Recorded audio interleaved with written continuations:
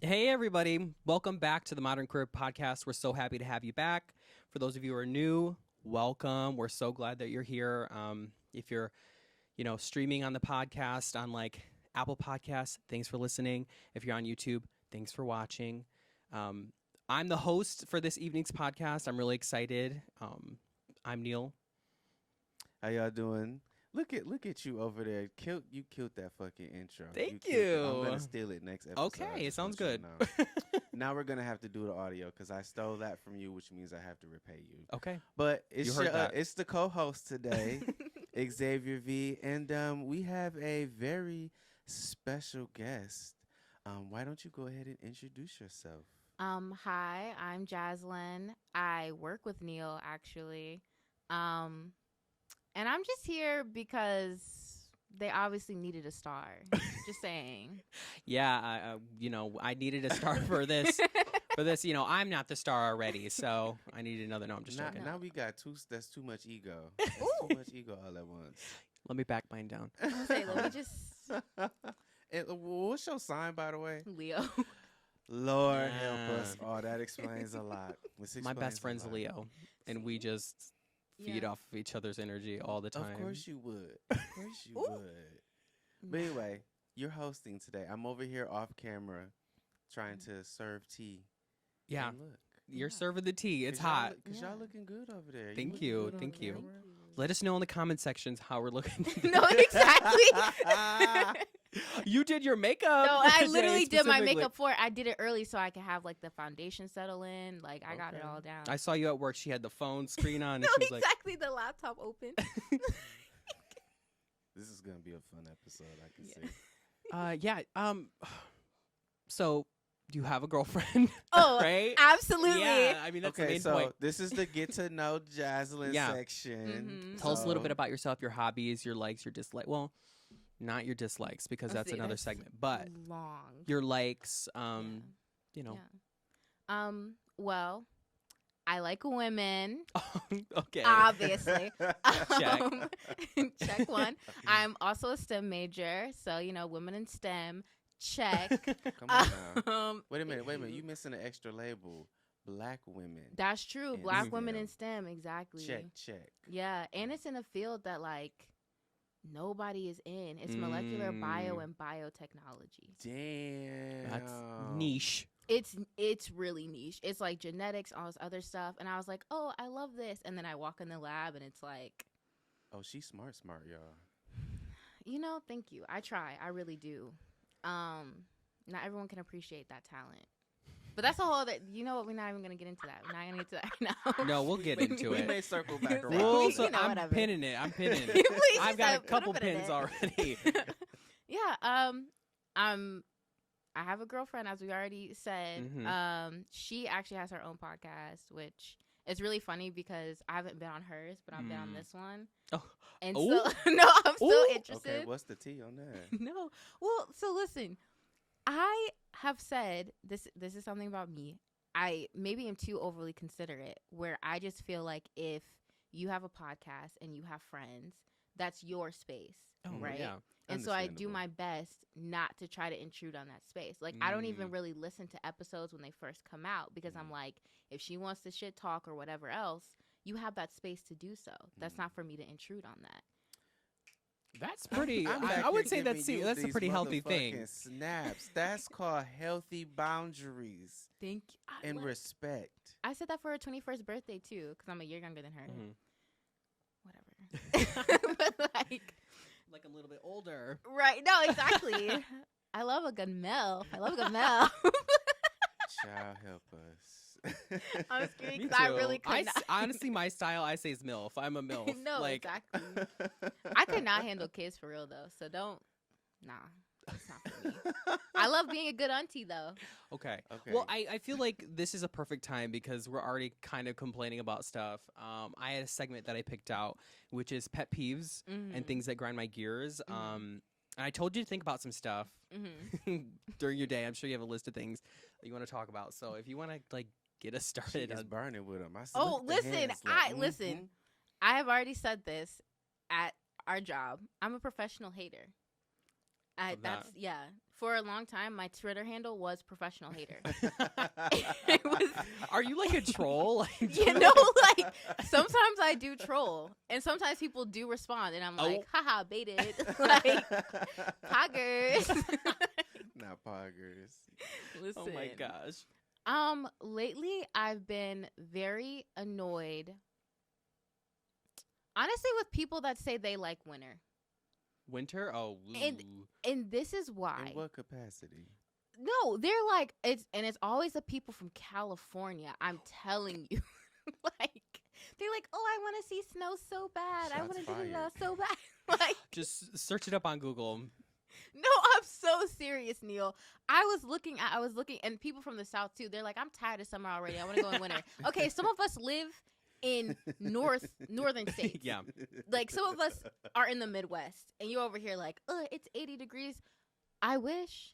You know what? Also, people that come from like the South or like Mhm. California or whatever, the weather to us is less extreme than it is to them. Yes. I have a friend, and like it could be raining, Mhm. a couple drops, and they're like driving, and I'm just like driving through it. Or like they're like, it's a winter weather advisory, and I'm like, yeah, like I still gotta go to work, I still gotta do something, and they're like barricading their doors in and get everything like. It's so annoying to me. I'm so sorry. Because they'll be like, oh, it's snowing. We got our first snow. And I'm over here like, cool. So I drove in sleet.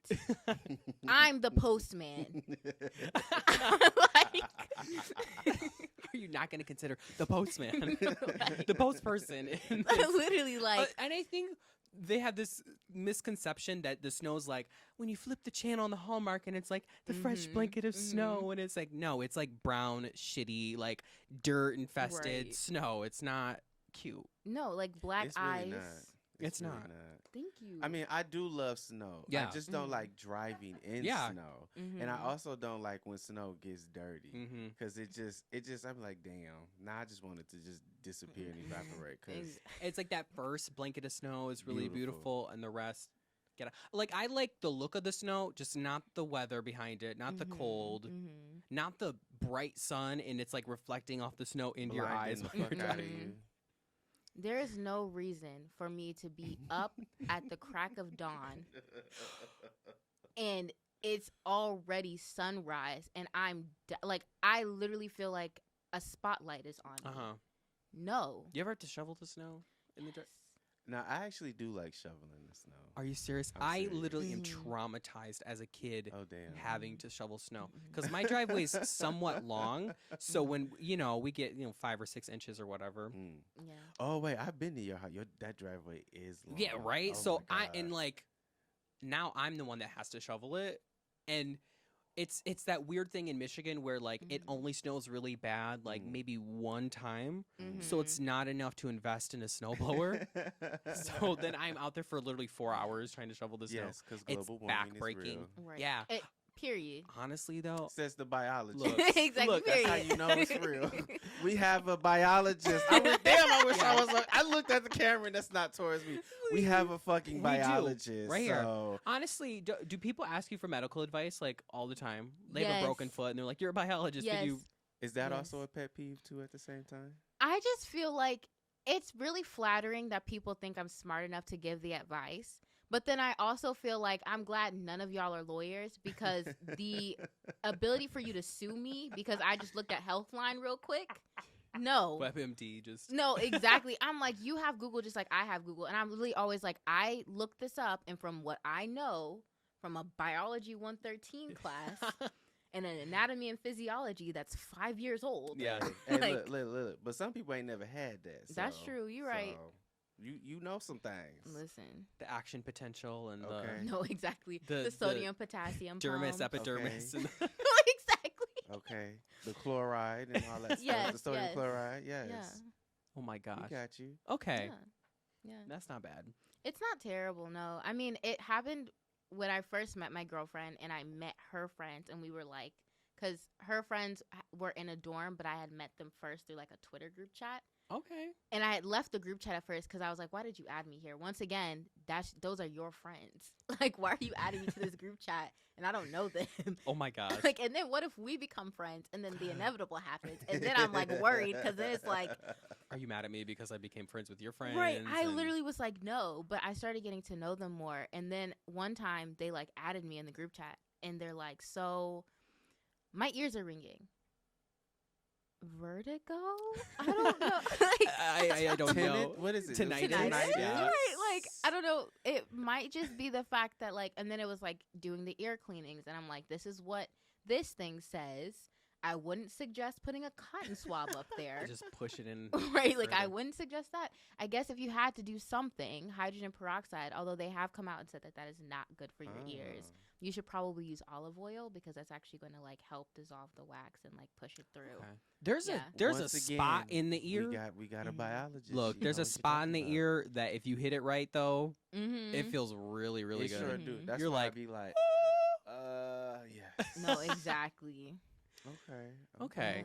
Okay. Well, so you know, we'll probably complain throughout this whole podcast. So we'll just, I want to move on. We're going to have let's have a little a queer moment. Yeah, Because we did say that we was going to have a gay segment. Yeah, we are. We sure did. Welcome to the Where gay segment, we're gonna y'all. focus on the gay agenda, the Period. gay issues, okay? Yeah. That we're trying to push throughout the United States. And globally. Some of you are actually scared that I said that, but it's kind of a joke. Fucking tripping. It's not a joke for me, bitch. I was just about to say, what joke? Where? Okay, I'm for real. You're catching it right now as you're watching it. Watch out in your water, bitch. Oh, shit. Well, I've got Okay. it in my water right here. So Okay, Exactly. I'm coming to infest your spiritual dreams, bitch, and give you that gay agenda. Okay? Come on with the Exactly. spooky Scooby-Doo sound. Exactly. I'm manifesting it right now. Okay. Like- Listen, we on the same wave, Paige. Yes, exactly. Wonder Twin powers Zoinks. activate. Zoinks. Jinkies. Jinky scoop. Anyway, I can't believe so you talked about your girlfriend. Mm-hmm. How did you two meet? Yes. Give So- us the tea. I had just Was it turned. Twitter or I had- something, no, or, it was um, Tinder. Oh, okay. I had In listen. Flint? No, she's in Detroit right now. Okay. She was in Detroit. So got I real had loud with just turned 18. And so my friend, who was slightly older, in Aries, so obviously we feed off Okay, yeah. exactly. Oh my So she's like, God. yeah, I have a Tinder, and like I'm talking to people on there. And so I said, well, maybe I should get a Tinder. So I got a Tinder, and I realized some of y'all aren't giving what it was supposed to have. No. Oop, they didn't understand the assignment. People are just No. bored on there, honestly. No. And then like this is the funny part. At first I had like this very like my profile was like a science pun or something because I'm a fucking nerd, whatever. All of a sudden I put the height in the bio. No, I'm so No, really? serious. I'm so serious. 5'9" STEM major. Now all of a sudden y'all want to talk to me, but you didn't. But y'all didn't want to talk to me when I had a great physics science pun. Wholesome. No, like, they said they wanted a tall STEM queen. No, literally. oh my that's what gosh, because they wanted. know you're gonna be making some money, No, truly. and you can hold them at night. No, exactly. You can be big spoon. No, Oh. but I ended up swiping, I guess, right on her. Right, that's like I haven't been on Tinder for a long time, but Yeah, obviously don't catch faithful. yours, yeah, don't, I say don't I'm say- faithful. yeah. I'm loyal. I have to cut some out. No, I'm just joking. And she had like it was over K-pop, and I was like, oh my god, you like Yugyeom from GOT7? Okay. Yes. And so I was like, We're I gonna love have to have a GOT7. K-pop Oh, We for have sure. to It's have done. one. We're having it after this. Period. Period. Please. Mm-hmm. Because she said, and she was like, yes, I love that. And so we started talking on Twitter, and I realized she's in her K-pop bag and I'm not. So one of our first stories, and she'll tell you this too, I lied and said that I knew more K-pop stuff than I did, specifically for NCT.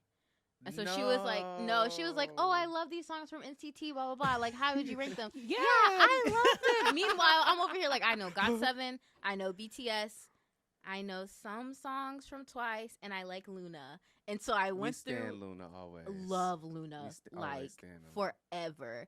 But I had to go through their top 5 and pretend that I knew what was going on. And then I Yeah. eventually confessed because I was like, I can't do this. I can't live this lie. I don't know these. I For a don't whole nother language. No, like, But that's how you got in, though. No, that's how you got exactly. into, like, you know, the stage of like getting to know each other. Exactly. You know, you just lied. You You I based did. it off I of a did. lie. I did. I mean, but at least you lied and then told the truth. Oh, You yeah, didn't yeah, like continue Right. to lie, because then it might have turned into something Right. ugly. Because I definitely was like, I know got 7 because those were my boys. Mm. Like, and then I got into BTS and I just didn't really go past that for like boy groups. And so she was like, oh yeah, that's fine. I can like show you stuff. So like, she is very creative. I think she's a lot more creative than I am, just because she also is in a creative major. She does creative writing. I'm gonna have to meet. That's we- amazing. Yes. Yup. I think that's a cool Mm-hmm. balance, like being STEM and being Mm. creative. I think Yes. it's maybe like you two can ground each other, and like you don't get lost in the structure of the STEM of like, I mean, there's structure in both, don't get me wrong. But is there room for creativity in STEM? Depends on where you go. Okay. I was gonna say, I mean, there's creativity in STEM, right? I find that a lot of times it is, like I said, based on the field you're going into and kind of the people that are above Okay. you, right? So in industry, especially in the time that we're in now, when we're trying to push for diversity, equity, and inclusion, we're starting to see these kind of like diverse thoughts and these ideas of creativity kind of bloom. But there's always like this, you still need to stay within a box. And so I think that does kind of keep people from having that creativity. I think really where creativity comes in, and I'll say this as someone that follows a lot of these accounts, are science communicators. Okay. Yeah. What is a science communicator? So they are people that have a science degree of some sort, and they talk to the general population about the things that are going on in whatever, scientific. So maybe like a Bill Nye-ish type of thing? Yes, Does yes. it make try to make it more accessible? Yes. Like put things in like layman's terms, I believe. Mhm. Okay. Oh. Okay, that's really cool. Yeah. I follow, her name is Dr. Raven, the Science Maven. Oh. Yes. I'm here for that. Yes. I love her. I hope she's queer. I don't know if she is, but I will say. Strike the name. No, exactly. No more This is the Dr. gay Raven. segment. No. No, but I really loved her because, one, she got a PhD in, I think, molecular biology, like I did, or like I'm trying to do right now for my undergrad. And she loves Megan Thee Stallion, and so she did like science covers of Megan Thee Stallion songs. Yeah. So like That's really cool. Yes, like the immunoglobulins, which Are you about to rap? Are you about to rap That's the what I mutual thought. globulins? Because look, No. immediately in my mind, I was like, hands on my knees, Yeah, shaking hands on my thighs. No, Like, how do we make this exactly. sciencey? But you probably could, because you could Hands probably on do my some. You knees. probably could do something about the different bones, and so For like the how like the Patella and knee. Exactly. hands on my patella, something like. I just imagine it's really corny, like it's like Well, and it's so funny because like it can't. Sometimes the science songs can be cringy, so on and so forth. But like they are what get kids to learn. So like I remember in my childhood we had like Jumpstart, and so there was a song called Echolocation, and it was about how bats find their way. okay. Oh, And the song was corny, but I remember the chorus forever. Or like one on like symbiosis, and it was about like this insect and like this rhino or whatever, Ooh. and how they're in a symbiotic relationship. And That's it was hot. so cool. That's Exactly. hot. Exactly. That's like me with like the solar system with Blue's Clues. Mm-hmm. That's how I learned the solar system, and this song sticks in my mind to this day. do you want to give us a little sample of that? Yeah. It says, "Well, the sun's a hot star, and Mercury's hot too. Oh. Venus is the brightest planet, and Earth is home to me and you." That's all y'all get. Mhm. Ooh, okay. Yeah, I remember. Gonna put it on SoundCloud. I'm saying it feels like like I feel like I should snap. It's like spoken word. You know what? That's really Yeah. good. We might try that again later. Yeah. Let me go home and write the lyrics out to that, and let me Please, do that. please. I think Got you. I'm thinking about the title. Sorry, the title for this Yeah. segment, like queer queries or something like that. Because Mhm. a query is like Queer a question or like Yes. I think that's because I asked about your girlfriend. Yeah. Anyway, I like that. Queer queries. I Thank you. love that. Thank you. Yeah. So I'm curious to know, and Mhm. it's your relationships, to Because we all up in Yeah. your shit. At divulge anything you don't want to Yeah. divulge. But what is one thing that your partner brings out of you that other people can't? Ooh. Ooh. Let me think. Spicy. I know, right? Like this is a good question. Hold on. Mm. Come on, host. Period. Thank you. I have another question after that too. So Yeah. while you're thinking about that, your ideals, Mm-hmm. do you have different ideals when it comes to queerness? Oh, okay. So I think I'll answer the Double first one. spicy. I definitely think I'm a little bit softer Mm-hmm. and maybe like a little bit more lovey around her. And Mhm. that sounds very weird to say, right? I have a lot of care to give. I have a Mhm. lot of patience to give. I have a lot of kindness to give. But I think there is always kind of a wall or a boundary between me and other people. Because at the end of Yeah. the day, I don't really know you like that. Oh yeah. And I don't want it to be one of those situations where like you get me and then I don't have like, I don't know. But Ooh. yeah, You- it's have giving you- have trust issues. Have you been in that before where it seems like Mhm. yeah, I get what you're saying. I had a friend. We were like best friends, and then some stuff popped off, and it was like this whole thing that happened, and then it was like we were in the same sport together, and so it was like we needed a mediator. But I wanted to talk to you one on one.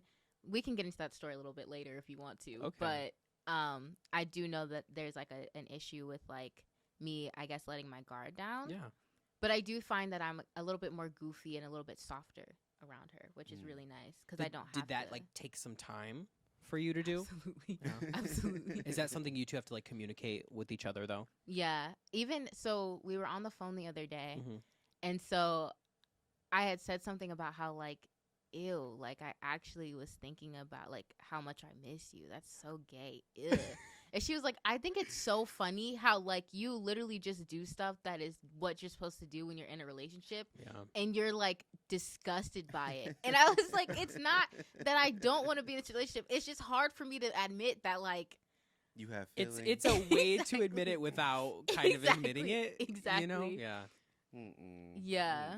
But it always comes out anyway. It's like, oh, I miss my girlfriend, or I thought about you, or I bought you boba tea for like our anniversary, or da da da. Like, that's so cute. it always comes out regardless of the way that I'm saying stuff at the time. And my love language, I think, really is needling. Like, I'm definitely a sarcastic, monotone type, like, because that's just what goes on in my house. What is your love language? I think my main love language is, honestly, I think it's acts of service right now. And then That's what it after sounds that, like. yeah. That's what it sounds like. Yeah, because I just like doing stuff. Like, oh, I'll go get the DoorDash because, you don't want to be cold, and I'll go out and I'll like, walk it in. Or, no, it's fine. Like I can do the dishes because I know that, we're cooking together. And so it's easier for me to do the dishes while you watch the pot. Like, so. That is so cute. Thanks. I'm over here being real gay in my mind. Like, Do you know what your love language is? Yes. Like do you know what because there's two. It's like what you do for other people and what other people do for you. So what I do, I'm quality time. Mhm. That's big on me. Now I don't know what other people do for me though. That's interesting. I don't think I've ever thought about it or even knew you could do it in that sort of way. You have to send me like the link so I can For figure sure. that one out. But I know mine's is definitely quality time, and I forgot it's another one. I can't think of what they are. I don't know. I think it's like there's words of affirmation, quality time, acts of service, gift giving, and then it's like physical, like touch or something. Yeah. Yes. Okay. So my top two, and they switch, is quality time and physical touch. And depending on where I'm at in life, they switch. Are you a cuddler? Are you a big cuddler? Yes. Okay. I Love love like intimacy. So I love cuddling. I love just like play touching and just like I love that kind of stuff. Oh, Yeah. I That is wish. so sweet. You said absolutely not. I'm like, but what's yours now that we're on it? Okay. Mine is well, for people to me, it's words of affirmation. Mm-hmm. Definitely words of affirmation. Yeah. Totally not surprised. Well, and for me to other people, I think it's more so acts of service. I'm a pretty loyal person, and and I think one of the things I do for and I've thought about this before. One of the things I do for my friends, I make them feel secure. Like I'm like, I'll get you food, water, shelter. I'll give you advice if you need advice. I might not be able. It might not come off the best sometimes, but I'm like, I can do that for you. I'll be there for you. Yes. So definitely acts of service. And they actually say that like those love languages are out of trauma. Those things make you feel good because you didn't have those things. Oh, most definitely. Like, no, Yeah. I totally recognize that the reason why I love like physical touch is because I didn't get a lot of it totally. But I think for me, that balance, like is respecting people's or whoever my partner or whoever's like boundaries. Like, if they don't want to be touched right now, okay, well, bitch, I'm gonna go over here. Right. I think like I know for me in that regard, like when people want to get really physically touched and stuff, I don't know. I just like get really anxious and very like you're in my space, like ooh. Like I love being near people. I love that. Like if the best feeling is when you can be around people and just not say anything and just like even like in the car driving and you don't have to have like music necessarily. You can just kind of go and it's not awkward. Okay. Exactly. That is an intimate thing, I think. Oh, absolutely. Absolutely. Very intimate. Because I mean, like for me, that's another language. Like you're still communicating. Oh yeah. Even though you're not speaking. They're comfortable with you not to even have to like worry about you. Either to make sure you're doing okay and everything's fine and you're not, you know what I mean? Like you're just at a different wavelength. Right. I like how you said that with the hand. Different wavelength. No, different wavelength. It looked good on so camera. good. Right. Hopefully the people are vibing, you know, that are listening to the as they should. As they should. As they fucking should. Yeah. So like still on queerness. So like what was that moment when was that moment when you recognized that you were like or something was different in that sense? Oh, I got you. Thank you. So I was homeschooled from like first until 6th grade, right? Very fortunate to have had that opportunity, right? I had gone to, it's so funny, it was a STEM middle school. So I went to a science middle school, so it was just in my blood, I guess. And I had met this girl, and we were talking, and I guess we said we were girlfriends in 7th grade. And so we held hands for a week. Aww. And I was like, oh, this is great. And then, because obviously all good things must come to an end, I realized people were looking at us weird, and I felt weird, and I was like, something about this feels like off. Right. You know, that internalized homophobia that I didn't know how to place. This is dirty. Exactly. Like, I felt unclean. So I was like, I really don't know if I can, like, and I was trying to be, like, I don't think I said it in a mean way. I wasn't that kind of kid at 12. But I was like, I don't know. I just feel like maybe, like, this is a bit sudden, and I'm really young, and, like, I really liked holding your hand, though. If you verbalize it like that, you are an advanced ass 12. Honestly, most people are like, I'm not talking to you ever again. Like, but we used to sit, like, we didn't sit at the same table, but we had mutual friends still even after that. And that was mostly because we just didn't have the same classes together. If we had the same classes, I think we still would have been, like, friends. But I think that was, like, one moment with an actual, like, real life human being, because fictional characters I had always had to catch myself. That is true. Who was a fictional character? Oh, so I had a really, I feel like every lesbian says this, but Shigo was like the one for me. Come on. Who's that? Shigo from Kim Possible. She was like the arch nemesis, the green one. Thank you. Yeah. Yes. I loved Shigo. Oh No, see, my exactly. gosh. No, exactly. People having just a No, whole exactly. reaction, It's clicking like, for them. Like, They're about to go watch it later on. no, truly. And then it was like the cheerleader too that was also like Kim's high school rival or whatever. And people would say that she was so mean, blah blah blah. But like I understood it. I understood the assignment. Okay, Like, you knew what was really going on. Exactly. I love that. No, and then it was things like where I couldn't understand if I wanted to be that girl or be with that girl.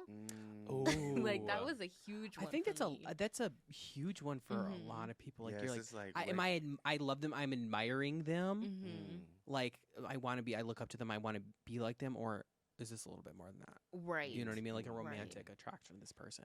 And even before that, because I used to do Girl Scouts when I was like homeschooled and stuff. And everybody was boy crazy, because obviously you're boy crazy when you're like 8, 9, 10 years old. You know, you're a brownie and you have like, they have older brothers and you're like, oh my God, he's so cute, blah, blah, blah. And so a little twirling. No, exactly, like hair twirl, like everything. And so they would say things and I was really boy crazy. But looking back on it, I just used to say that I liked this boy. Like there is one boy in particular that I'm thinking about, and I won't say his name. But It rhymes with no. right, no, but if I was going to, right, I'll call him Jordan. Shout out to Jordan. I'll say shout out to you, Jordan. You probably don't know who you are. Hypothetical Jordan. Exactly. Made up Jordan. Right, literally. But Jordan was like an older person, and I was friends with his little sister, and everyone liked him because he was so cute, and he was objectively attractive at the time, like whatever.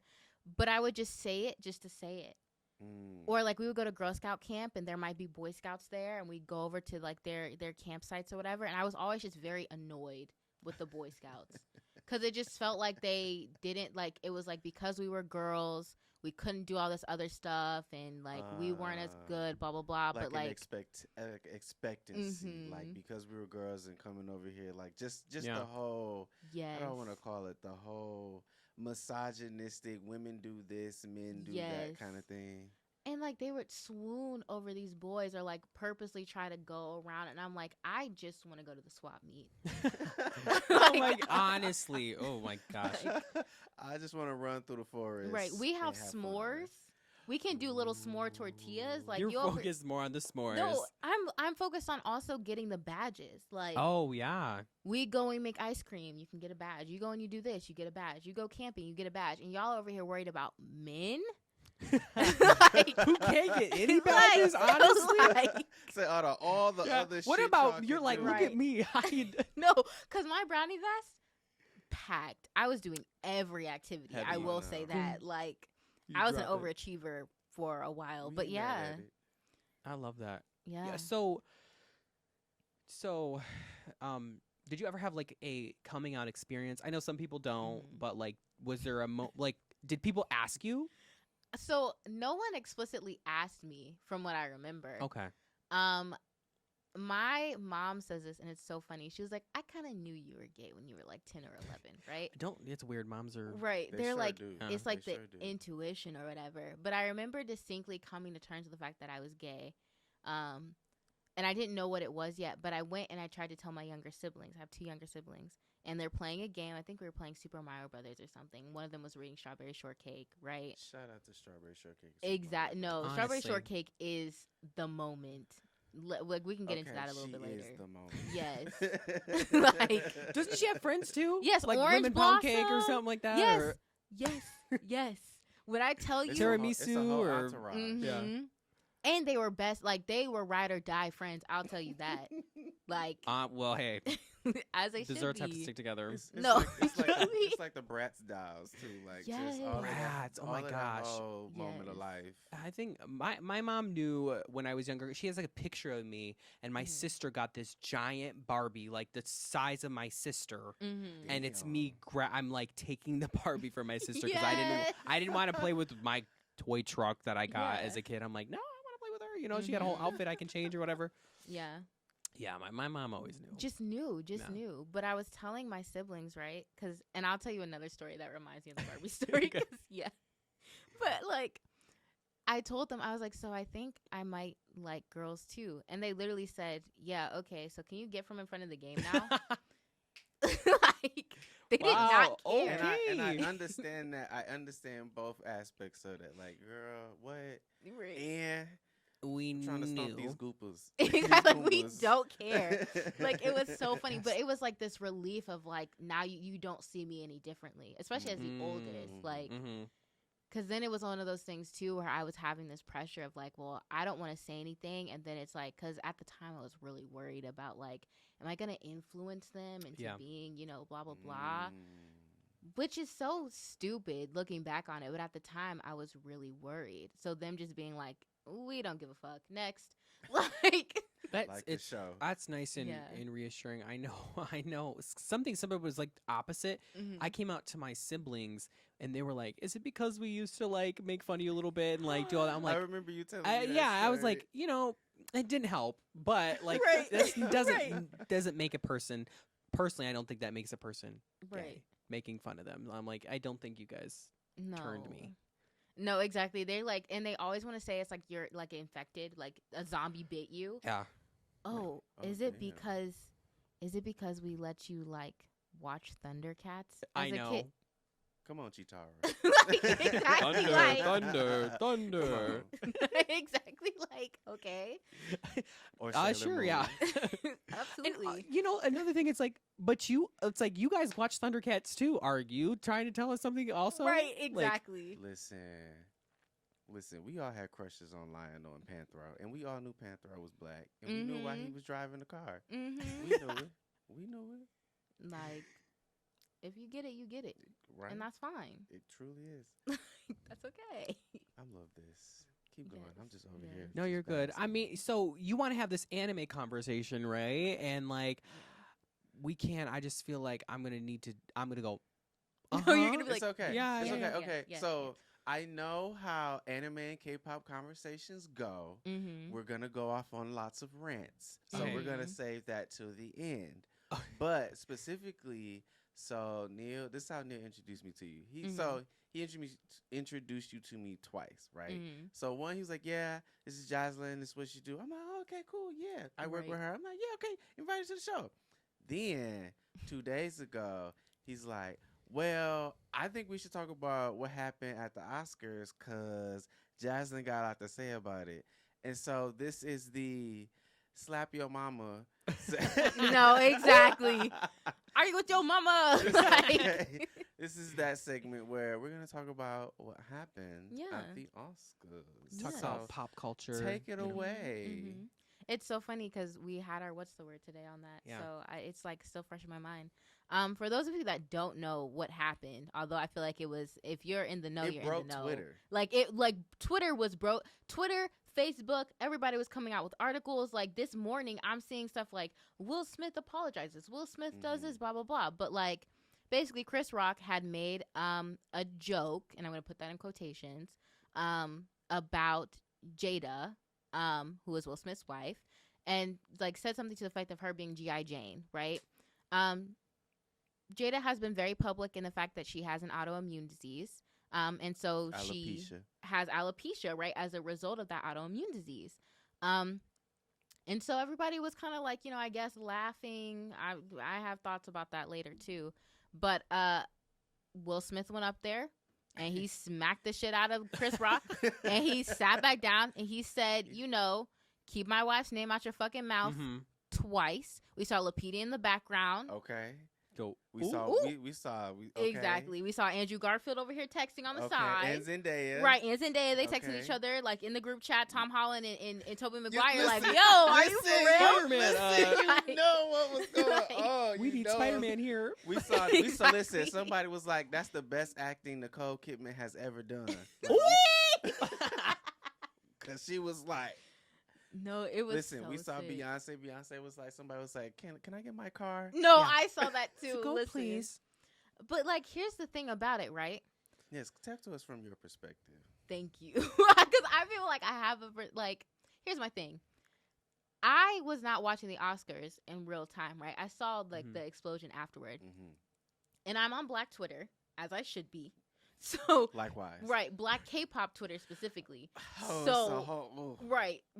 So It's a whole nother niche. It's a whole exactly, nother- we are It is. in a community. So I'm seeing my timeline blow up, and it's just joke after joke after joke. Haha! I can't believe Shark Tale versus like Madagascar happened. Right? No. I like Oscar really beat the shit out of like the zebra. Y'all can't see me on camera, but what? No, like literally like whole animations of like Oscar from Shark Tales like doing the little slap with his fin on the zebra's face. Yes. Terrible. Like saying shit like did the zebra go down to the ocean or did the fish go to the... No, Where he's was like the he's like Oscars a hosted jumping it? fish. No. And then like you mentioned it was like the Everybody Hates Chris theme Oh, song when the slap happened. Yeah, I saw that. people editing like the slap as a background to K-pop songs, like the beat of K-pop songs. Come on. Why did stickers start playing at the very end? Like, girl, like what? And then so we were having a jolly good old black time until White Think Peace Twitter got a hold. Mm. And so then Think Peace Twitter started popping off, and it was kind of like, he didn't deserve to be slapped, and you know, Will should have kept his hands to himself, and that was assault. And I saw one where it was like he could have killed him. I saw that one. I definitely that was a hot one that I saw. A lot of Bitch, people you talking about responding One to. Punch Man? Somebody said that too. Like, I'm so confused. Like, you talking about Goku, Sailor Moon in the studio right now. Like, I'm so confused. I'm so confused. Not Goku and Sailor Moon in the studio. No, like when I tell you, like, just blew it out of proportion. And people were having these conversations, and I will get real for a second, having these conversations around, like, you know, how he was disrespectful to Chris Rock. But I think people weren't centering Jada in the discussion, where it was kind of like that joke was in bad taste. Regardless, I don't care if you feel like he should have slapped her, or he should not have, or should have slapped him, or should not have slapped him. That was in bad taste. And the fact that truly, when people were centering Jada, it was Jada's fault, right? Oh, Jada probably told him, you know, or Jada looked over and now he felt like he had to defend. And it was everything under the sun to try to just justify the fact that this man did wrong. Well, it was also, I think, some reports started coming off that at least that bit of Chris Rock's stand-up was ad-libbed. So I did see some reports about that, too. Yeah, and also, like, and we mentioned this, using comedy as, like, he's a comedian as a scapegoat, because, like, there are a lot of comedians in the world, and they say some things that are offensive or inappropriate. Some groups are going to laugh at it. Some people that the joke pertains to, they're going to laugh at it, but some people aren't. So maybe you should just be accountable for that, or be conscious of that too. Exactly. You know, especially for the autoimmune disease that she does have, the alopecia part. It's like, that's like maybe the outer thing, but you don't really know what's going on. So exactly. And it was an added layer to me, because like I said, we always have talked about intersectionality discussions where, you know, for Black women, hair is like a big thing. It's a huge thing. I remember I did a big chop when I was 14, and it was like scandalous. You know, my mom supported it, and it was whatever, but like everybody was like, why did you cut your hair? Your whole hair is so great, whatever. I cut my hair recently. I'm growing it out again, but it was once again this, like, you know, what are you doing to your hair? Like, it's so sad. And so, like, in the Black community, that is a huge thing, right? People mourn, even if you yourself aren't mourning that loss. Other people are mourning that loss of hair for you. This is true. And I also just want to mention, though, with this conversation of Will Smith slapping Chris Rock and stuff, like, context and stuff matters. And at face value, everybody's like, he shouldn't have slapped him. That was assault. You shouldn't do it. But bigger context, if you think about bigger things and other systems at play, you might be like, oh. Right. Okay, like if this, let's say, and we kind of mentioned this, let's say it wasn't at the Oscars and they were, you know, at an after party doing something, and he said something to Jada and he smacked him, that'd be... Exactly. People might be like, okay. Right. You know what I mean? That was deserved. Right.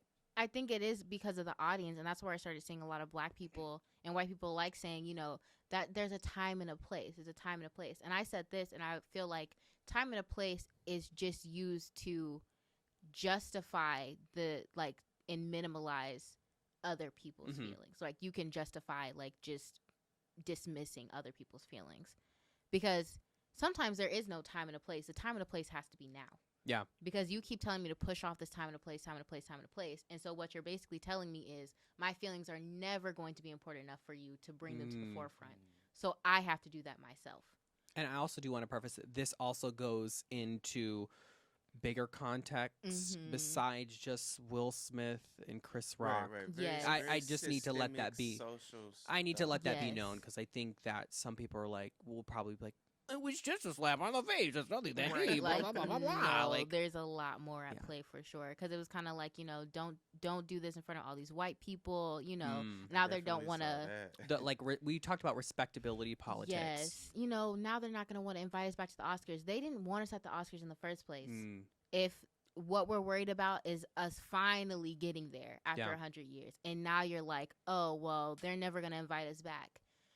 I don't know about you, but I'm really tired of upholding white supremacist, like, experiences in the hopes that they'll let me in eventually. Like, I mean, that's real shit. I don't know. I just can't.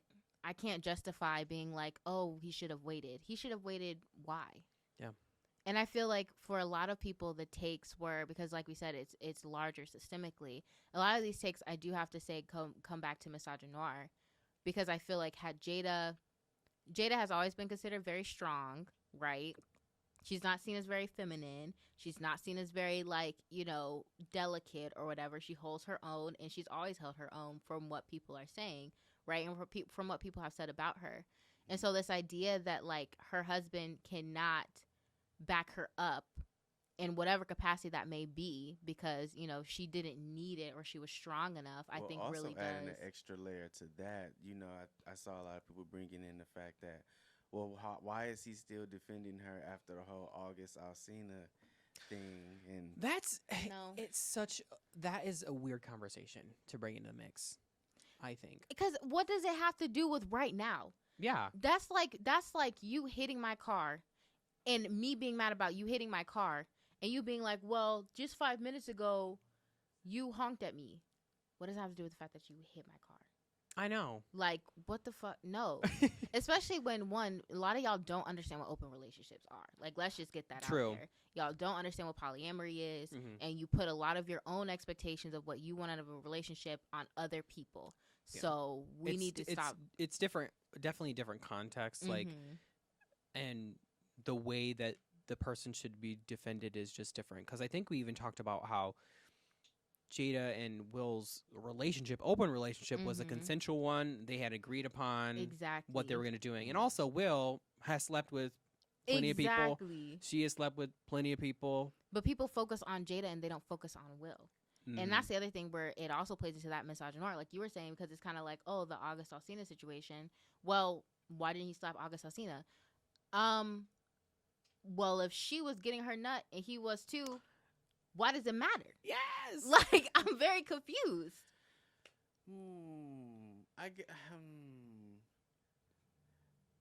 So I have a lot of thoughts ruminating, and I'm just being quiet because I don't even really know honestly how I even feel about the situation. Like, when I didn't even know, I wasn't even watching Oscars. I was trying to write these articles and shit, get this stuff done. Right. When a friend of mine she sent me just like a screenshot of like a minute where he made the joke. Jada was like, everybody was like, oh, Will Smith was like, and then all of a sudden, whop. Yep. And it, like, my initial reaction, like, I'm not even gonna hold anybody up. My initial reaction was I started laughing, and I said, well, kids, what did we learn today? Yeah. You talk shit and you get hit. It also, for me, I started laughing because I didn't think it was real at first. I'm like, oh, this must be like a staged thing. No, I knew. No, I immediately.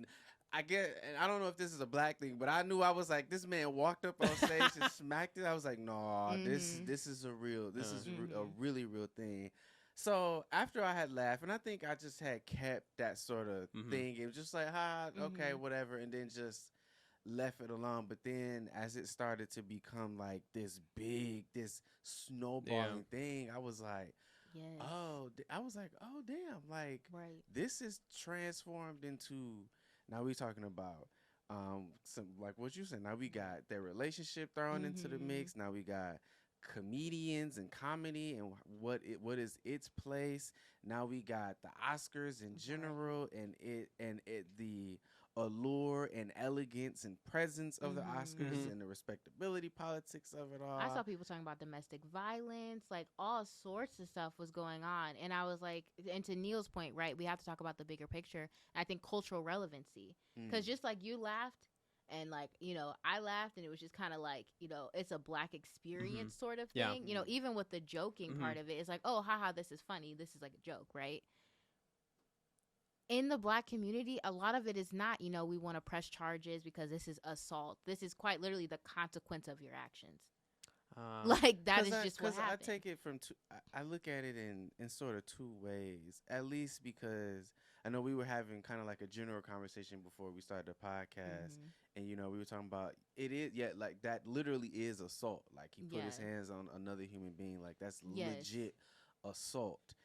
But I also think about just my life experiences and a lot of other people's life experiences of growing up in particular neighborhoods and going to school, and you like just getting ragged on, and we call it jokes. And but a lot of times a lot of that shit is offensive, whether or not the whole class is laughing. Like, and so for a while you sort of just sit there and you laugh it off, and but you internalize that. And then I think we don't understand, like, that's how we had these school shootings. That's how we got, queer people committing suicide. You mean that's how motherfuckers is getting their ass whooped at school because, okay, you done crack jokes in class for the last 3 months and I ain't said shit. But now I'm about to fuck around. You about to fuck around and find out. Exactly. So, like, I get it from that perspective. And I also am like, I don't know if I truly believe that violence is not the answer. I don't know if I truly believe that either. Yeah. Because I do think sometimes a motherfucker just need to get their ass beat. Yeah. Because especially if you're being bullied, at school. And again, all of this is a very grandeur contextualization of this. Like, if you being at school, I remember, my mama used to be like, you wear that motherfucker out. He picking with you, talking to you, whoop their ass. Yeah. And after you whoop their ass, they leave you the fuck alone. And then or y'all be cool after that because it's like, haha, like, I whooped your ass. Okay, I respect you now, kind of thing. Like, right. And maybe in and of itself is perhaps a topic of discussion where we can talk about, like, where does that stem from, and how does that play a role in culture and patriarchy and masculinity and things like that. Right. But another thing that I want to bring up is how do we evolve comedy? Because we are in 2022, and clearly how comedy is now, it's clearly not working in the greater societal way, right? Like, a lot of people are getting a lot bit more offensive to now where, comics are like, well, I might be a little nervous to do a joke now because somebody might run up and whoop my ass and smack the shit, which is a very valid. That might happen. It probably has happened, and we, it just hasn't been reported on. Right. But I think part of the conversation is, how do we evolve comedy? Now, especially as we talk about identities and labels and particular experiences, right? Because I remember in the very first episode of the podcast, like, me and Ant was talking about the Dave Chappelle thing. And in my opinion, just a little backtrack, in my opinion, I was like, I don't think people really, I was just looking at Black Twitter too. And so I only got one opinion but I had to go see it for myself to really formulate my own opinion. And on the real sort of, my opinion was a lot different than what a lot of people on Black Twitter was saying. But still, just this conversation around comedy. Like, I know as a Black community, we use comedy and laughter to heal and move on from trauma. But yeah, is that what we should be doing now? Is that a healthier thing now? Like, how do we evolve the art? I will say this, right? I think part of comedians' problems is that, to your point, they are fucking around and finding out. And that is mostly because they are punching down and not actually trying to involve and include these different experiences in a way that everyone can kind of laugh at them, right? So, for example, right, talking about Dave Chappelle and, like, the trans people situation, which I didn't watch the comedy show. I wasn't going to get myself angry for no reason. Understandable. But if people were saying, this was offensive, and your automatic response is, well, it's just a joke. A joke to who? Who are the people that are actually laughing? And is that laughter something that everyone can kind of move on from? Or does that have dire consequences for those that are being made fun of, right? It's the same thing with, like, comedy sketches where I see, a lot of Black men putting on wigs and now wanting to be, they're wanting to be like Black women, or, like, caricaturizing like, these very ghetto, in quotation marks, because that like, is now a very hot social media popularized thing of Black men. We can we can bring it to white gays too. Yes. And making Black women their personality. Yes.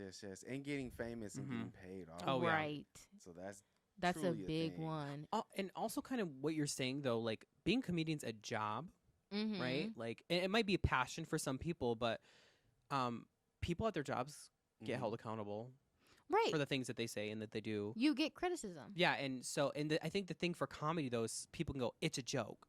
Mm-hmm. Like if I go, you fat, stupid, ugly piece of shit, and you don't laugh at it, and I just say it's a joke. Well, I mean, I didn't do my job that well, I don't think. No. And so you get criticized. And that's the thing where it's kind of like, if you're a comedian and you're worried about getting smacked, potentially you deserve that smack because people most likely have been telling you for a while, this isn't funny. Yeah. Like certain things have been said for a while. We've evolved past the need to laugh at this, right? And so I think for the Black community, like healing and trauma is definitely something that we use jokes to kind of get over. And sometimes that is to our detriment, but like really it's just looking at the community at large and understanding where people are, I think. And I think a lot of times we're not willing to extend that empathy and understanding where people are. True. And also, you know, I can't name a few. I'm not really into comedians that well, or that much, but like there are comedians that make fun of themselves. Mm-hmm. You know what I mean? And like, I think that might be a way where things can work. I think a good person who does that is Ali Wong. I love Ali Wong. I think she's a good representation of somebody who can not only make the audience the blunt of the joke, but can also make their lives the blunt of multiple jokes as well. Right. Especially her husband. Like bringing it into a personal sphere. Yes. Is something I think that right. it can be some sort of a solution. Right. So to the issue, because there are a lot of comedians that, I mean, every group and every stereotype they're pulling at and they're grabbing at. So I'd like to bring on a comedian that's very clean and like good. Yeah. Like I feel like you guys would probably enjoy. His name's Dan Soder. Dan Soder. His jokes are mostly based off the fact that like, okay, so he has a dead dad and he's lived with like a single mom. And he like makes more jokes about himself and like his own kind of trauma. Yeah. And just like how that's kind of formed him into like just like the kind of human or person that he is now. Right. You know what I mean? So it's like, and that's also relatable too. Yeah, I feel like his comedy is like the best way of like you would think of it in like a good for everybody type. Yeah. Of like where there's no way to get offended at his comedy because it's like the jokes that he's making, it's not attacking anybody except for possibly himself. Yeah. Or making a caricature out of the things that he does himself. Right. And like his trauma and stuff like that. And to your point though, I think we're starting to see that a little bit more. Yeah. And I think you mentioned a little bit earlier, like there are comedians that make their whole personality on not being like PC or, you know, like the Louis C.K.'s and the like Jeff Foxworthy's and, you know, there's a lot of like raunchy Black comedians. Like I think Eddie Murphy was Eddie Murphy, I think, was one of them potentially. Murphy like definitely was saucy and raunchy for even Richard Pryor. You know, told some pretty like raunchy jokes. Right, and like it's one of those things where, to your point, being relatable is something that it helps. I think your comedy, it helps your relationship with other people too. Like, I'm not going to joke about a community that I'm not a part of because I'm not a part of that community. I can only joke about the things that I experience and the things that I know about, right? And so I think comedy as a whole definitely should just be more about, I mean, I hate to say it, but being true to yourself. Because I feel like being funny is all about how you view your personal circle and, like, your personal experiences, right? And can you find laughter and joy in that? And can you extend that laughter and joy to other people? And maybe that's just me, you know, analyzing it, but well, no, I think as like I said, like as we continuously evolve, I think everything needs to be under scrutiny, you know, and not just certain things. Like we can't be out here champion for one thing and not, you know, trying to dissect and uplift and redefine another thing, like because I think we're gonna run into issues like we are or like we have now. Like, no, it's not okay to walk up on stage to slap somebody, but how do we move comedy forward in a way that I don't want to say that is mild, because I don't think comedy has to be mild. But how do we redefine comedy just like we've had to redefine music? we had to redefine art and writing and sort of these other mediums. You know what I mean? So I feel like I don't think we've had that conversation yet about comedy. No. Yeah, and I also think like there's not one solution. It's not cut and dry. Nothing ever is. You know, people aren't like perfect. Like I know I've been to some comedy shows before. I've laughed at some things. You know what I mean? And it's like, I mean, I'm sure a lot of people won't like to admit the things that they laughed at before in the past. You know, they want to be on the. Listen, I probably laughed at. I've probably laughed at some inappropriate stuff before. I know I laughed. But at I mean, I think it takes that shit. like reflection, and also when you see that people are like maybe not okay with it, be like, oh, being conscious of that, like, maybe I should be weary next time, right? Or, you know. I think reflection is a big part of it. I think that is how you redefine comedy, right? Because, like you were saying, Will Smith going up and slapping that man, no, that wasn't okay, right? But also, you can understand why he might have gone up there and done that. Right. But also understanding that, like, if you're getting this sort of quote-unquote backlash as a comedian, to take that criticism and to understand and to reflect, maybe this is how I can, redefine my set next time. Or these are the things that I can do to maybe this is something that I need to cut out or whatever. Like, I don't know if we have comedians really reflecting because like you were saying and like we've all been saying, I think, in this room, it's just a joke. And I think jokes carry a lot of truth. Like, words hurt. And exactly. Let me not take that back, but let me rephrase that. Like, words are magic and they cast spells whenever we say some shit. And we don't know the impact that the spell that we have when we are saying words have on our surroundings, other people, and ourselves. So I definitely think that there is a moment of reflection I think everybody should take about the shit that we say when we say it. Right. The Chadwick Boseman situation comes to mind when people were, talking about his appearance. And I think also like defining what obviously assault, physical assault, but also defining, what assault can mean in these very different mediums. Like emotional and I think, verbal social assault can definitely be something that, we experience as people. Jada was experiencing a form of assault in that joke because quite honestly, that was an attack on her, whether it was meant to be, a joke or not. Or we see oftentimes, this definition of what assault should be or could be or would be. I think sometimes it's based in like white professionalism and like these ideas of like white supremacist values. Because sometimes I'm kind of like, I've been in situations, at school or at my job or, just walking down the street, walking in a store. And I felt assaulted in a way, but I can't really say anything because it's not like I got hit. But the words that were said or the actions that were done.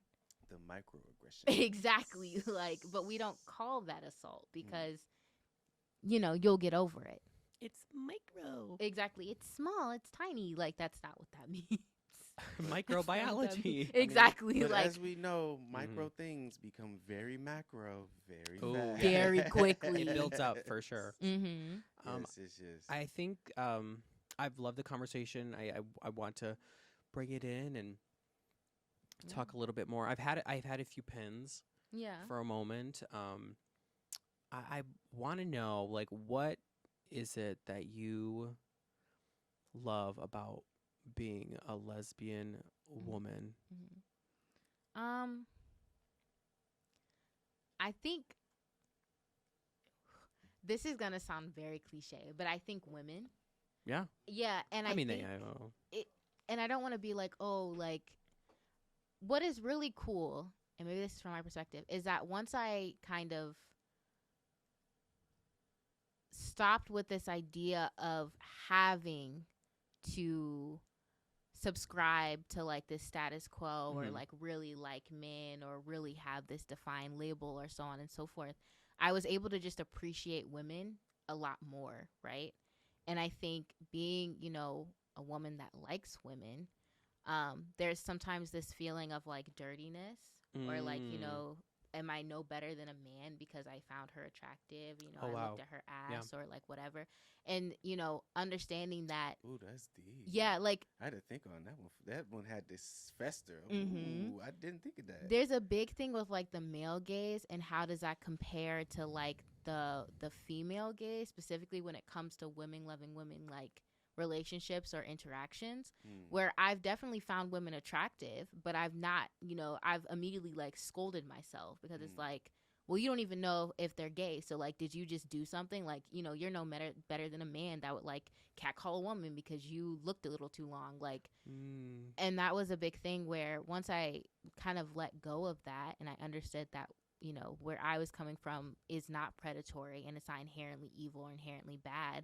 I was just able to appreciate women and just like, you know, the idea of being sapphic in and of itself. And I think that's like really powerful. Come on for the word choices. Thank you. I also think like from a queer man's perspective, like how do I put this?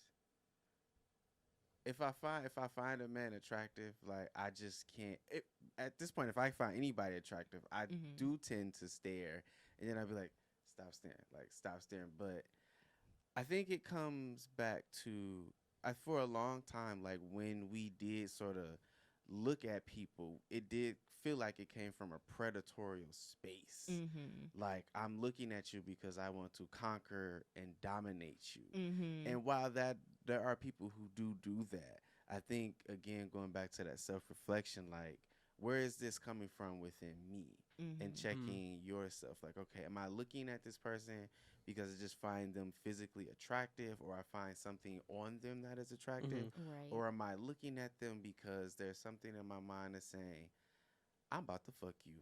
Right. And I'm about to catcall you, and you are an object in my mind, and I want you. Right. I think the dynamics are different, but when it comes to gay men, and I've seen it in the clubs and stuff like that. Oh, some people are rotted. They are like it's kind of like that. They're like, I want you. I want you, and nothing is gonna stop. Nothing is gonna stop me from getting what I want, you know. And it's not cute. It's not flattering. And it's not necessarily like, I don't know. Like, do you think that? I remember being at I was at a club, talked to this dude, got his number, whatever, you know. He was just giving me real creepy vibes. Like, you know, after 2 days, he was saying he loved me. That's the kind of effect I have on people. You're gonna love me, okay? Everybody on the camera. No, and I just like stopped talking to him, and I went back to the club with some friends a while later, and he was there, and he like grabbed me up. Oh no! God. Like grabbed me up in the restroom, in the bathroom. Oh my God! And he was like, "You've been ignoring me this whole time." Blah blah blah blah. And see, now that I was about that is now that's exactly that's like he's like, you've been ignoring me, and my friend was there, and I was like, oh well, I like ripped away. I was like, I'm here actually with my boyfriend, and I just like grabbed onto him, and thankfully, you know, not gay, but he was like, yeah, you know, whatever, and I got away from the situation. But also in that sense of like assault too, though, I think men might react to it differently because I didn't think of it that way. I didn't think of it as assault. I mean, I was like, whoa, what the hell? Why'd you put your hands on me? I think we don't think about it as assault is because, how do I put, I don't want to say it's not that we're used to it, but we're used to doing it. And so the action of itself, when it happens to us, doesn't necessarily feel like assault because we don't talk about men grabbing men. We focus on how men grab women. Like when really all of it is a form of if you invasive. At an individual level, if you feel uncomfortable with something, like that should be valid. And I think a lot of times, particularly with men, if they do talk about it, it's like this, like you know, like you're a man, like man up, or you know what I mean. You shouldn't feel uncomfortable. You shouldn't. And those ideals of toxic masculinity and how that relates back to like patriarchal systems is kind of like,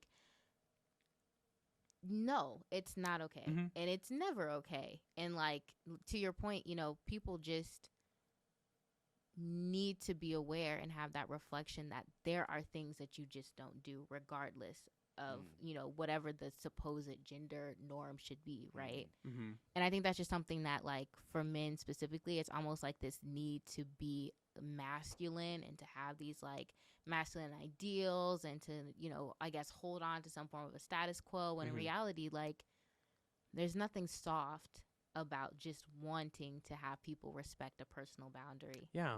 There's nothing soft about that. And That's some I hard also shit. I also think like that sometimes, or some people, not everybody, think they might be absolved, like especially in like gay men, as an example, they're maybe absolved from those things. Like, I am a man, but I'm gay, so the patriarchy and those.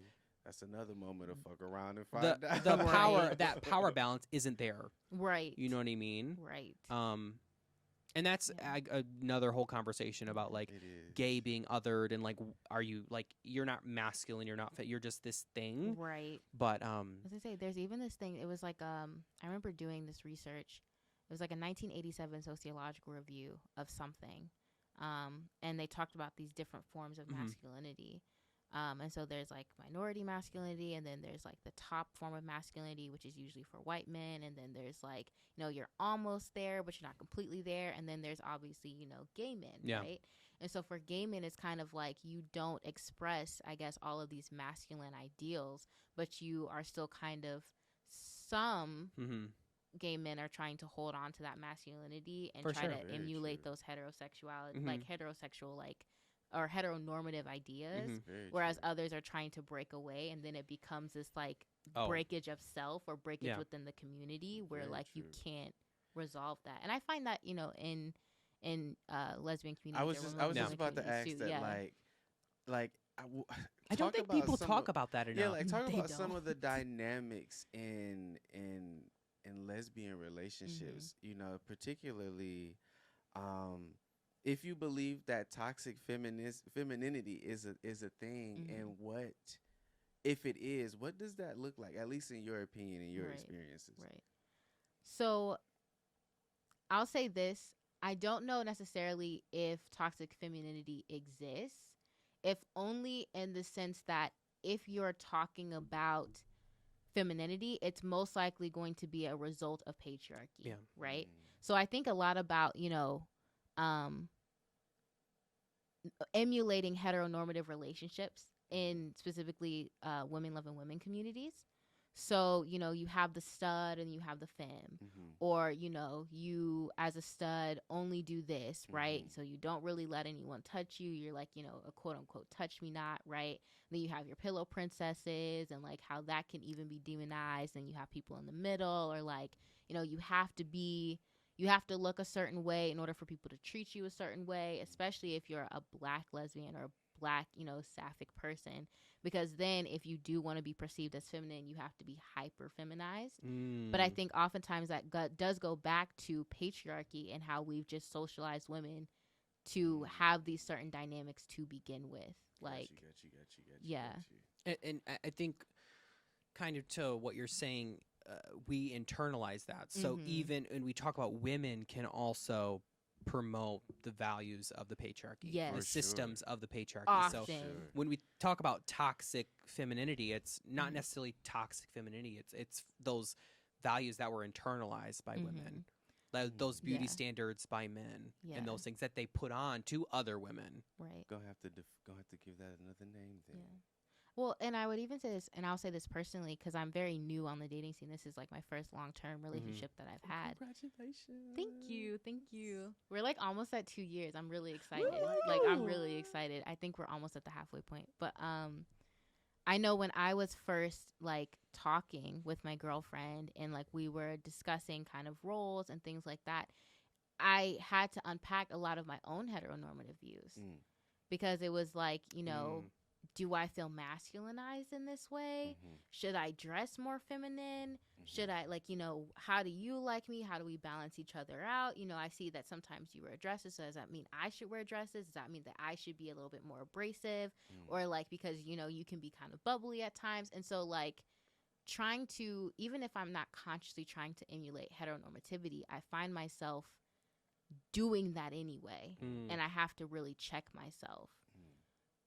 And that's like a big one that I don't know if every single person that is within the community feels, or, you know, women feel in the community, but I know that I feel it sometimes. I feel it sometimes too. Is trying to find a delicate balance of, or what somebody said.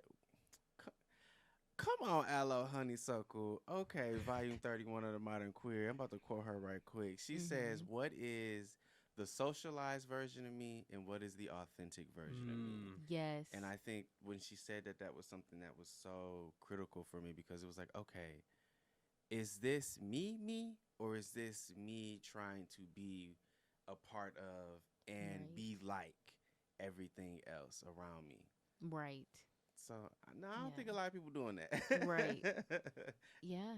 It's like a huge thing too, where like, and part of my feelings for that is when we just go out in public. Because it's like we both have very laid back styles for the most part. Sometimes, you know, we might throw on a dress, or like I'm not the most dressy type. Mostly because I just feel like I'm showing too much leg. Like, y'all need to make longer dresses. I've never worn a dress. You have never worn a dress? Okay. I've never worn a dress in the ICC. I've worn a couple dresses. Yes, as you should. Not in the ICC, but and you in my lifetime. I'm absolutely certain you look sickening in every single picture. Do Exactly. y'all see the look on his face when he's saying it? I wear some dresses. Yes. No. I look good from the back. Absolutely. And you should claim that. Thank you. Yes. But it's so weird to me because, like, everybody knew, like, Jazlynn doesn't wear dresses. Jazlynn doesn't wear dresses. And so eventually it was like, Jazlynn can't wear dresses. Because Jazlynn's the tomboy, or Jazlynn's right. Whoa, when you do. Right. And so since my girlfriend sometimes is wearing the dresses, and I like the makeup, but I dress, I guess, a little bit more, you know, androgynously or whatever, I find myself trying to balance things out. Because if we go out in public, then it's kind of like, do people even think that we're dating? Because we might look a little bit too close to being best friends. And so I had to unpack that too. Like one time we were walking to get ice cream. We both, you know, I was wearing shorts. We were both wearing our shorts or whatever. It's summertime. A man is catcalling us as we are clearly holding hands, and like, just, we don't look like we're friends in any capacity. No, it seems like the one theme I'm pulling out is like the performance of gender and things like that. Like, we all do it. Yes. But how different it is for, you know, people and their sexual orientations, and like same-sex couples. Yes. And what I'm actually curious, how do you feel about like PDA in public spaces with your partner? I am pretty conservative on PDA, and it's not that I don't want to do those things. Sometimes I'm just worried about the spaces we might be in. Understandable. And I think that does become a thing too with, you know, and I don't know if this would ever happen because we've not gone to a club or anything, but I'm especially worried in like a lot of those social settings, because from what I've heard, it's like, you know, you two should kiss right now, or like the sexualization of like or the fetishization. Right, exactly. And so I get really uncomfortable and just kind of like, man, I really want to kiss my partner right now in public, but I'm worried. Like that's a big fear, right? And I think like straight couples don't have to necessarily work. Like it's unconscious for them. We have to bring it to the conscious thing. Like simple things of even like taking lint off their sweater, like doing things that are intimate in public, not even holding hands or kissing. I'm not talking about your dry humping in public. Like we're just doing simple things here. I just want to rub my hand through your hair. Right. Or like, you know, since I am taller, my girlfriend, for reference, is like 5 foot. And I'm 5'9", so it's a height difference, God right? Damn. No, it's crazy. I didn't know her height when we first met, so we met in person. And I looked down, and I was like, "Oh." You said, "Hi." No, exactly. Okay, just went right over. I'm like looking, and then I had to look down. Short queen. Oh, exactly. Yeah, but shout out to Short Queen. Short queens forever. Woo, forever. No, but you know, I want to like, because you're perfect, you know, arm resting height, so I'm trying to like rest my arm, or I, you know, want to I don't know if that's a short joke or no, but if it is, we go. No, I'm so serious. Like I've done it before, or like, you know. Do you think it's more socially acceptable though to do that in public? Like, I think for what I've seen, like, and maybe this is because of the male gaze or whatever. I don't know what the answer is to it, but like, women, it's more acceptable for them to be like, Absolutely. you know, like touching Absolutely. and doing all those things. And Absolutely. with men, it's like, don't you ever, you're so, ugh, I can't believe you. Like, yeah, they're literally I crying. can't believe you take that crumb off my shirt. Oh. Exactly. And Crying, I'm throwing so up, glad vomiting. that I got over that aspect in my life, Mhm. or aspect of that train of thought, Mm-hmm. to just be able to be like, you know what, I'm getting it. Exactly.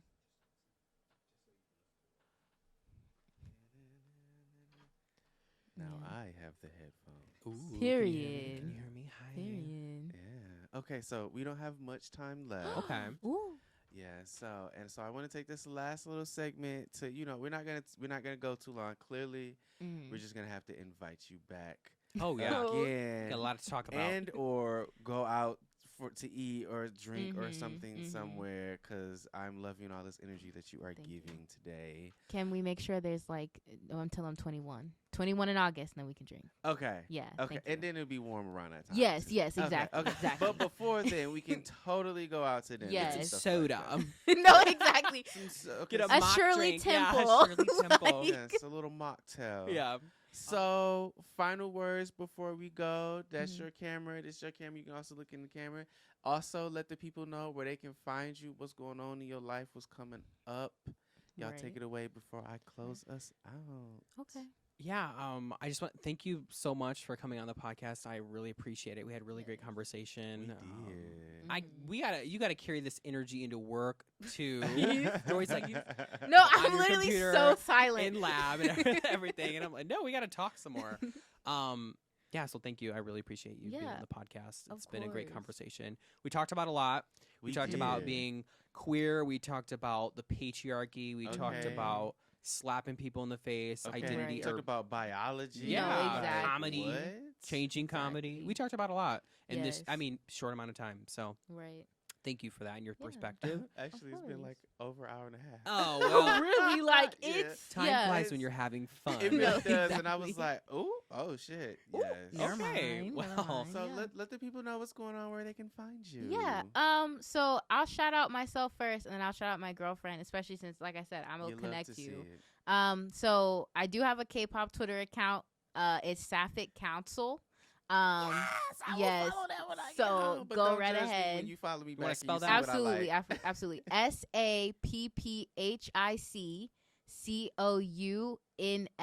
SAPPHICCOUNSEL, Sapphic Council. If you did want to listen to my girlfriend's podcast, it's The Melanin for Me. You can type that in Spotify. I think it might be on Apple God, I love Music. that name. I think they have a Twitter account. I think it's like it's and then MFTF. Ooh, my mom is calling. Oh no. But No, we gotta call you back. Oh, Right. no. Please don't, Please. please. But She's probably just checking in. absolutely just checking in. But mother, I'm trying to get my Okay, bag together. Okay. It's The Melanin for Me, for real. Like 'Cause we just over here search not that talking up. about Bruno. Okay, Mom? Exactly.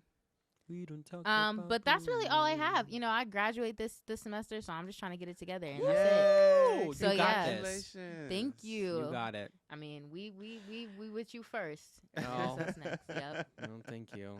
I'm trying to make it through. Anything else you want to share? Anything else you want to say? Any No, other social medias? Any other? I just have for right Cash now. I App, just Venmo? have No. please, no. Right. Just come nerd about K-pop and science with me, and it's pretty fun. I talk about One Piece a lot too. Love my animes. That's Love about it. it. No. Thank you again. I'll shout out my social media too. Just search up my name, Neil Kagerer, NeilKagerer on all social media platforms. Say hi if you want to hire me because I'll be graduating soon. Okay. Period. You know, reach Period. out to me. If you want to be a sugar daddy, I am down. Okay. I'm good. Okay. I'm as you can tell, I'm good with conversation. Mhm. I'm good at Okay. talking. And that's Mhm. all I will Listen, be doing. I need one too. Yeah. Okay. Yep. I want to go to places. I want to go to the Bahamas Yeah, exactly. before I die. Yeah. I want to do those things. Yeah. And this is the only way I'm going to be able to do it. Okay. Yeah, Cash me and out, my daddy. girlfriend are a package deal, so if you want to come get me, you know. Honestly. Listen, you got 4 options. You got 4, Exactly, you got 4 exactly. options. But actually, you really got 3 because one is a package, and you might have 2 because I don't know. Me and Neil might come as a package. Honestly. Truly. So, you we're got going to 2. host a podcast there. No, that's like the whole thing. Podcast with my sugar My daddy. sugar daddy. Like, So what inspired you to be a sugar daddy? Because listen, that's a legitimate That's a good question. Honestly. Exactly. We gotta remember that. We gotta Put find that on a- the we list gotta of things find to a do. sugar daddy around here, or maybe zoom one in when we figure that one out. Oh my gosh. But thank you for being here. It was a pleasure to have your presence and your knowledge and your perspective and your life to grace this studio and to grace this podcast. I also would like to, because now I'm just like so enamored with you in your life, and I'm just like, oh, I want to just talk to you some more. I also later on, and this will be next year kind of thing, but just, put it in the back of your mind. I also want to extend an invitation for you to be a part of the Modern Queer magazine, because I think your experience, you and your girlfriend, I think y'all experiences are something that should also be told and captured in both digital and physical media. So yes, if you would like to be a part of season 6 when that rolls around, Period. I Absolutely. would love to have all of that, because I was like, yeah, that needs to happen. Yeah. And thank you, Neil, for hosting. You did a great job today. Thank you. It was Thank so you. Let me know nice. how I did in the comments Yeah, below. let us know. Let him Right. know. Constructive criticism. Because we're always. Are we always looking for it? I don't know about all that, No, but I'm I'm not. We're not. Exactly. We're not. I know I'm not. We're not. We love y'all, but Please lie to me. Exactly. If it's not positive, I don't want to hear it. I don't want to hear it, Like, honestly. it's not in my alignment. Well, that's it for the Modern Queer Podcast. Y'all know where y'all can find me on Facebook and Instagram at Xzavier. That's with XZ. Xzavier V Simon. Facebook and Instagram. Check out the Modern Queer magazine at www.themodernqueer.com, where you can now see 32 motherfucking guests present. Shout out to our sponsors, because I forgot to do this last time, and I was like, I need to remember this shit. I need to get my YouTube spiel together. Shout out to our sponsors, Wave Village and Studio Crib, for sponsoring the podcast. Also, you see how we doing. We need to pay some people. We got a nice little Patreon in the link description down below, so we can really start taking this shit to the next level, because I'm on the next level. Hey, let's go. I knew it. I just had to throw it out there. And shout out to Miguel, who was here, but he had to leave. Yes, and thank you. Right, shout out. Thank you, Miguel, as always. And as always, we love y'all. Keep it smooth, and we'll see y'all on the next episode. Bye. Bye. Thank you.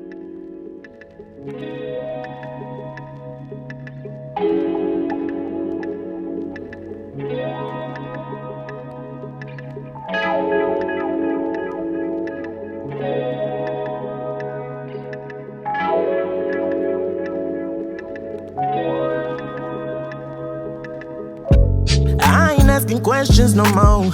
I just exit stage, left and hit the door. I just let things be.